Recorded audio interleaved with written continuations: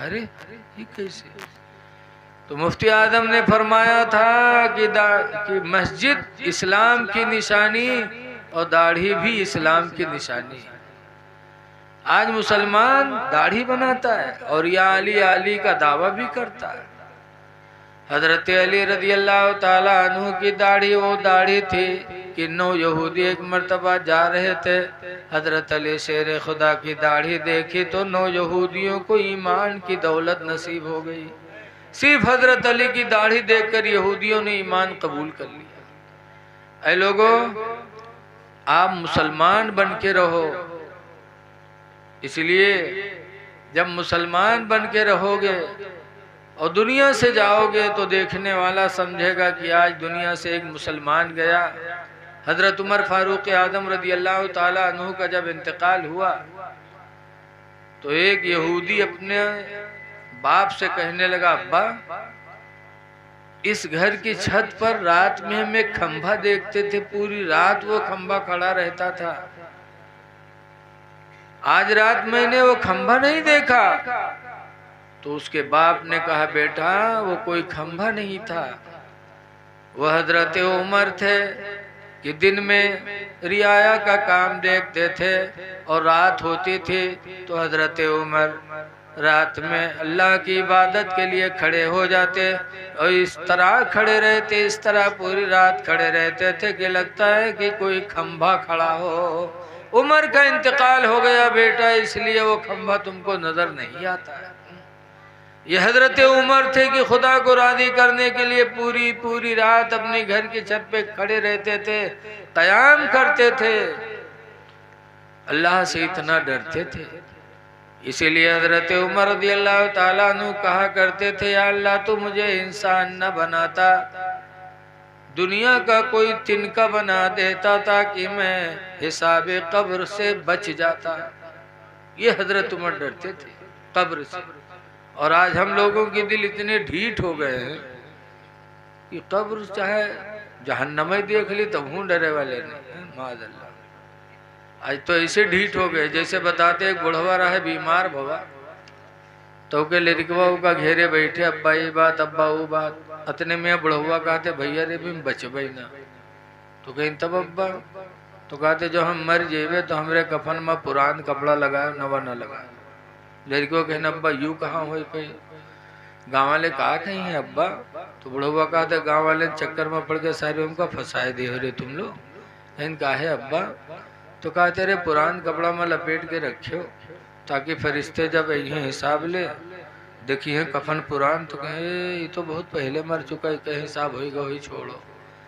और नवा कफन में लपेट कर रखियो, जुड़ते जुड़ जाइए कि नहीं जुटी रे। बताओ ऐसे ऐसे दलाल बुढ़वा परे कब्र से डरते ही नहीं है। दुनिया में 420 तो कब्र में भी दलाली, लेकिन कब्र बड़ी कठिन जगह है।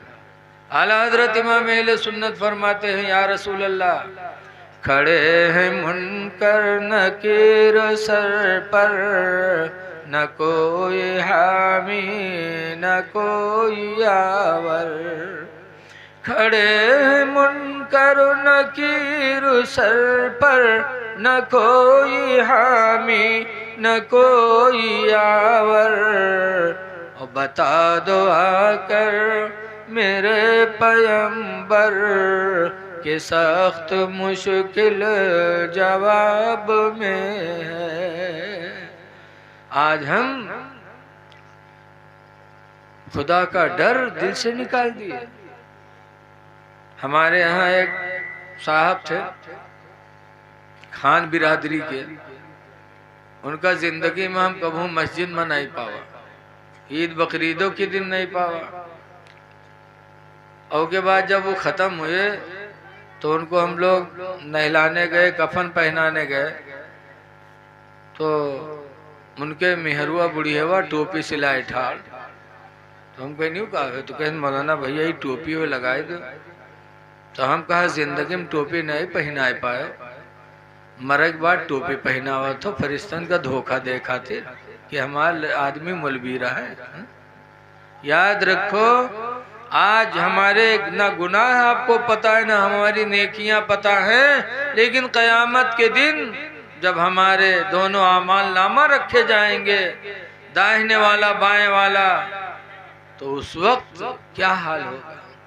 आला हजरत इमाम अहले सुन्नत फरमाते हैं, खुदाए क़हार है गज़ब पर, खुले हैं बदकारियों के दफ्तर।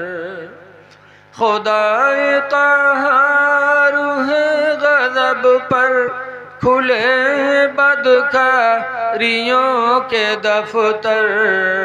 और बचा लो आकर शफीअ महशर, तुम्हारा बंदा अज़ाब में है। बचा लो आकर सुभान अल्लाह शफीअ महशर, तुम्हारा बंदा अज़ाब में है। अल्लाह फरमाता है, न मरो मगर मुसलमान बन के मरो। मुसलमान की पहचान क्या है? मेरे आका मौला फरमाते हैं, मन काना मिनकुम मोमिना, तुम में का जो मोमिन मुसलमान हो, फलियकुरिम दैफा, तो चाहिए कि अपने मेहमान की इज्जत करे, वला युज़जारा, और अपने पड़ोसी को तकलीफ न पहुँचाए। मुसलमान की पहचान ये है कि अपने मेहमान की इज्जत करे और अपने पड़ोसी को तकलीफ न दे। इसलिए आपके दरवाजे पर कोई मेहमान आए, चाहे हिंदू आए चाहे मुसलमान आए, आप उसको इज्जत दो। इज्जत दोगे तो इज्जत पाओगे। मेहमान की इज्जत करो, मेहमान आवे तो उसे मुस्कुराए के सलाम करो। चारपाई पर बेशक सुभान अल्लाह, तो अपने को पैताने बैठो, मेहमान को सिरहाने बिठा लो, उसके पास टाइम दो, उससे काम न लो। लेकिन आज कुछ मेहमान ऐसे हैं जो आ जाते हैं जो जाए नाम नहीं लेते, तो आदमी कहाँ तक इतना इज्जत करी। 2-4 दिन के बाद कही चलो तनी घास कटाई लाओ, आओ तनी धान कटाई लो। मेहमान को उतने ही दिन तक रहना चाहिए जब तक उसकी इज्जत हो। लेकिन कुछ मेहमान ऐसे हैं कि अगर उनके इज्जत ज़्यादा करे लागा तो जाए नाम ही नहीं लेते। जैसे एक मेहमान रहा है, वो कई रिश्तेदार बहुत मालदार तो हुआ जाए तो पड़ा रहा है 10-10 दिन, बढ़िया खाए पावे, आवे 2-3 दिन के बाद फिर झोला लेके पहुंच जाए। वो मियाँ बीवी बेचारे खिदमत करत करत परेशान, दोनों कहाँ या अल्लाह, जब देखो तो झोला लिए ठाड़ रहा था, कैसे किया जाए। एक दिन दोनों सलाह की इनकी, कुछ ने अब के जैसे आवे वैसे हम तुम झगड़ा करे शुरू कर दी, तो ला मुहालत देख के भाग जी। मियाँ बीवी पिलान बनाए ली, अल्लाह की मर्जी वो झोला लेके आवा। जैसे दरवाजा पावा, बीवी दरवाजा खोलिस, वो अंदर आवा। बीवी गिलास उठावे के बर्तन खड़खड़ाए दी।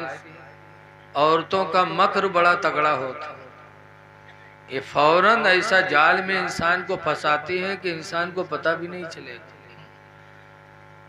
बर्तन खड़बड़ाया, मर्द ने डांटा, बीवी कुछ बोली, वह दोनों तो मैं हुए लग, मारपीट चालू हो गई।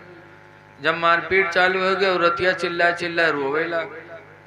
तब वो मेहमान बेचारा सोचिस क्या बताए, ना हम आए हुए, न गिलास उठावे जात, न झगड़ा हो, न मारपीट हो। कुछ गैरत है, वो उठाई मेहमान झोला और चल दिए। जैसे दरवाजे के बाहर पहुंचा, वैसे जब औरतिया चिल्ला रोवत रहे, दौड़ी और दरवाजा फट से बंद कर दी। और बंद करे के बाद अपने आदमी से कहा था, अल्लाह का शुक्र है कि हम और आप प्रोग्राम में कामयाब हो गए, आज छुट्टी मिल गई। तो मर्दबा कहा था, देखो हम कत्ते होशियार हैं, तुमका मारा बहुत है लेकिन चोट नहीं लगे दी। तो औरतिया कहते, हम बहुत होशियार हैं, रोई बहुत है लेकिन आंसू यक्को नहीं है। तो मेहमान बाहर खड़ा रहा तो कहा था, दरवाजा खोलो, गए हमू नहीं, गए हमू नहीं, दरवाजा खोलो। जब ऐसे ऐसे मेहमान मिल जाएंगे तो आदमी कहाँ तक इज्जत करेगा। मेहमान को सिर्फ 3 दिन रुकना चाहिए। मेहमान की इज्जत ईमान की निशानी, और पड़ोसी को तकलीफ ना पहुंचाना ईमान की दूसरी निशानी है। इसलिए अल्लाह फरमाता है, बनो मरो तो मुसलमान बन के मरो, और मुसलमान की पहचान मेरे नबी ने ये बताई है। मुसलमान की शान बहुत बुलंद है। याद रखो, ईमान के बाद अल्लाह ताला ने बंदों के ऊपर जो फर्ज किया है वो नंबर 1 पर नमाज है। नमाज के बगैर हम कुछ भी नहीं कर सकते। हजरत अली शेर खुदा रदी अल्लाह ताला अन्हु एक दिन नमाज पढ़ के बैठे, तस्बीह पढ़ रहे थे। एक आदमी पहुंचा और कहा, ऐ अल्लाह के शेर, तंगदस्ती नहीं जाती, बहुत कमाता हूँ लेकिन बरकत नहीं होती। हजरत अली शेर खुदा फरमाते हैं, फजर की नमाज पढ़ा करो, नमाज फजर की बरकत से अल्लाह तुम्हारे रिस्क में कुशादगी अता फरमाएगा। आज हम नमाज फजर नहीं पढ़ते और बरकत की तावीज़ मंगाते, बरकत के लिए जाते हैं, तावीज़ लिखवाते हैं, दुआ करवाते हैं। ऐ लोगों, अगर अपनी रोज़ी में बरकत चाहते हो तो नमाज फजर पढ़ो। नमाज फजर की बरकत से अल्लाह चेहरे को भी मुनव्वर करेगा और नमाज फजर की बरकत से अल्लाह रिस्क में भी बरकत अता फरमाएगा। बेशक। आजकल बहुत सी माँ बहनें हमरे जी है मदरसा में, कहीं मौलाना भैया तेने कुछ बनाए दो, पूछो कहा बात, तो कहीं गुडुआ कब्बा, तो हमरे लंग निगाहें नहीं उठावत। बताओ निगाह कैसे उठी जब चेहरा अच्छा ही नहीं लगा था। चेहरा अच्छा कब लगेगा? नबी करीम फरमाते, मन तरका सलातल फजरी फलैसा फी वजहिही नूरुन, जो नमाज फजर नहीं पढ़ेगा अल्लाह उसके चेहरे पे नूर नहीं पैदा फरमाएगा। बहुत पहले हमने सुना था लोगों से कि जो दिन निकरे सोवत हो उनके वो चेहरे शैतान पेशाब करत। शैतान आग से पैदा है और इंसान मिट्टी से पैदा है। इंसान अगर बराबर 10-20 दिन घास पर पेशाब कर दे तो घास जर जाते, और इंसान जो आग से पैदा है वो जो चेहरे मुँह दू के का हाल होता। नमाज फजर छोड़ के फिर कहते हो कि मियाँ बीवी में मोहब्बत नहीं है। ऐ लोगों, नमाज फजर पढ़ो, फिर नमाज फजर की बरकत से चेहरे की रौनक ऐसी पैदा होगी कि न बीवी शौहर से नफरत करेगी, न शौहर बीवी से नफरत करेगा। मियाँ बीवी में मोहब्बत पैदा होगी तो नमाज फजर के पढ़ने से होगी। इसलिए नमाज फजर पढ़ो ताकि रिस्क में भी बरकत हो और चेहरे पे नूर बरसे कि देखने वाला भी तुमसे मोहब्बत करे।